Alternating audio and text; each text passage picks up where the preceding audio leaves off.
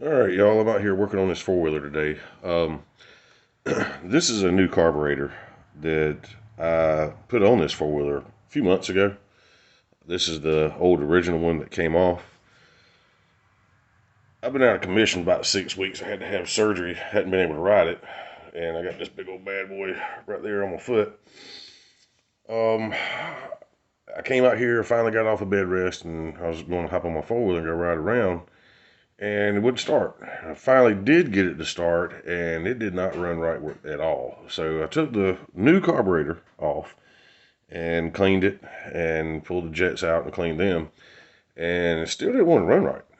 So I'm going to try something different to clean this carburetor, and if it works, I'm probably going to go ahead and clean the old carburetor and have it on the shelf as a backup, just in case this ever happens again.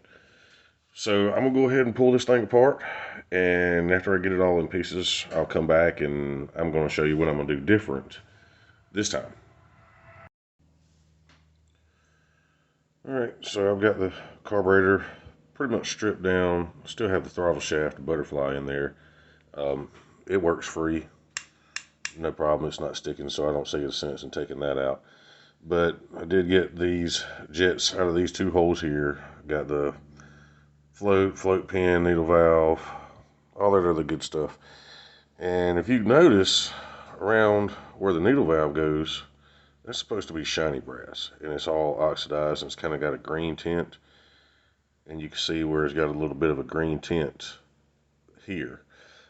The carburetor normally sits upside down in the four-wheeler, and then you have the float bowl that goes on here, and the gas comes in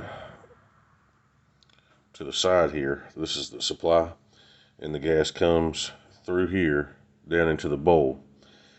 And so it was just sitting for 6 weeks, just 6 weeks, which I'm a little upset about. Paid $5 a gallon for that. But anyway, it sat and it oxidized in here. So, like I said, I'm going to try something different that I've never done before. I've used this cleaner here on cleaning engine blocks and on cast aluminum engine blocks. And this is the best stuff I've ever found. I just spray it on there, let it sit for a little while, and then wash it off, and they come out looking like new.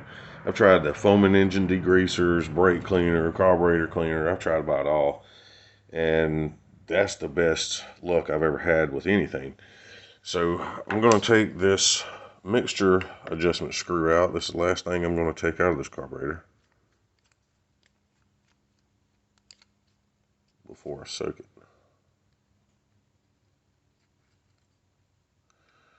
Get that little spring. Try to anyway. There we go. That's the little spring for the mixture screw there. Keeps tension on it. So what I'm going to do now, I have this pot and I have this bag right here. Now, if you're using a petroleum-based product, it's going to eat right through this bag. But since I'm using that cleaner, I'm hoping it's going to stay in there and not melt it. So I'm going to put this carburetor in the bag. And those two jets that I took out, I'm going to put them in there as well.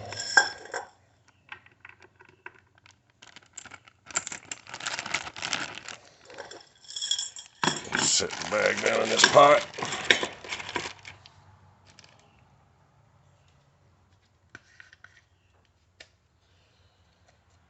And I'm not mixing this, diluting this with water, this cleaner. I'm just pouring it in there straight. If it messes it up, I'll be buying another carburetor anyway. I'm just going to pour that over there. And I'm putting it in this bag so that I'm not having to fill the whole pot up. I'm trying to be a little frugal here, I suppose, being a cheapskate.